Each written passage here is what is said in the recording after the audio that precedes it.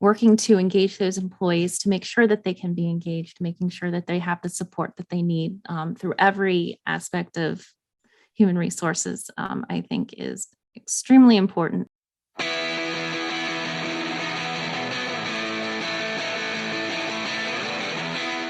Hello there. This is John Bernatovicz, your host of the HR Like a Boss podcast. Thank you for listening.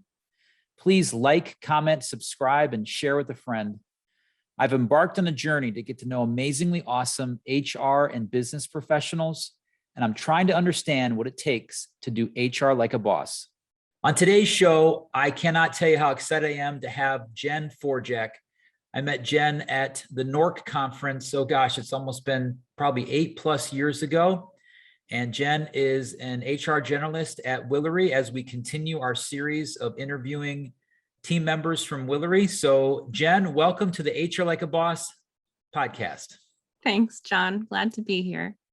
All right. For those that do not know you, who's to me one of the kindest and smartest HR professionals that I know, please share a little bit about your background and what you're working on these days.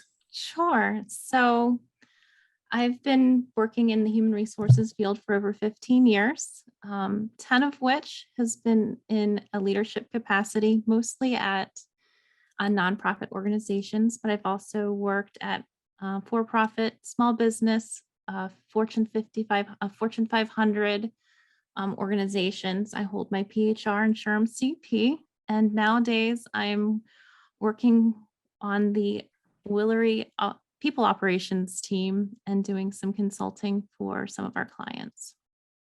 Jenn, how would you describe the purpose of human resources? So I would describe the purpose of human resources as being the driver of an organization's people strategy. It's an incredibly important role. Engaged employees are an employer's greatest asset. And so working to engage those employees to make sure that they can be engaged, making sure that they have the support that they need through every aspect of human resources, I think is extremely important and the purpose for human resources.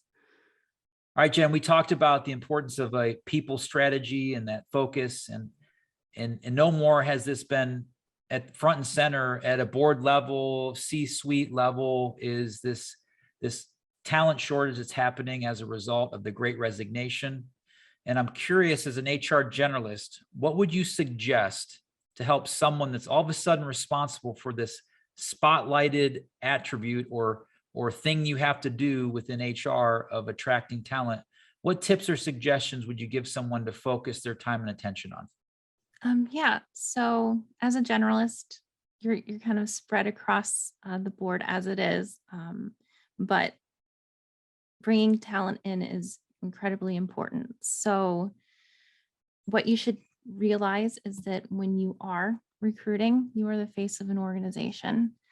So keep that in mind so that it helps that candidate's experience, whether they're hired or not, have a good opinion of the organization. Also, focus on values. Make sure that they're communicated throughout the process up front and interviewed upon to make sure that it's a good fit for both the candidate as well as you as an employer, and then also make sure that they have the right skill sets to accomplish the position, the goal of the organization. And as a recruiter, one of the main things that we do here at Willory is helping clients find talent. Sometimes clients are really adamant. I have to have somebody with 7 years of manufacturing experience in HR. It doesn't translate if they're in a different industry. And I'm curious to see what your perspective is on that topic. Like, can HR translate across a wide variety of industries? I believe that HR can. There are nuances, manufacturing, union, nonprofit. Every organization, every business has its own unique things about it. But if you have the right person that understands business and can learn the business quickly, I don't see what people are people. So, and you're supporting people. That's what HR is about, people strategy. So I definitely think that it can be the right people can fill those roles. My next question is about this idea of EQ. One of the key characteristics that's often talked about in human resources is emotional intelligence. I know you're passionate about this. I know that we share a friend and a colleague we both think has a high degree of EQ that in preparation for today we talked about. So tell me what you would suggest to someone who's trying to improve their emotional intelligence. Well, aside from reading Emotional Intelligence 2.0, I would say take deep breaths before you respond. Kind of check yourself with your emotions when you feel like you're entering a kind of high stakes situation. Ask questions. So make sure that you understand and you're being curious, and listen. So a lot of times we want to speak out without listening. So listen and seek to understand, I think are important to developing emotional intelligence. So I'm curious how you would describe someone that does HR like a boss. Well, someone that has a high EQ. Also, someone that understands the business. They're a business person that's also a human resources professional. They listen, they communicate clearly and concisely. That summarizes what a lot of it.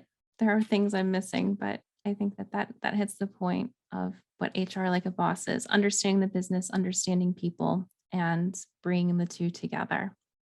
Jen, you were fantastic. Thank you so much for being on today's podcast. You did it, right? It's all good. I appreciate you taking the time out of your busy schedule to be on the show. I love it. Thank you so much, John. Thank you for checking out the HR Like a Boss podcast. If it resonates with you, please consider leaving a rating and review. And better yet, subscribe and share with a friend. Until next time, let's continue to aspire to do amazingly awesome HR.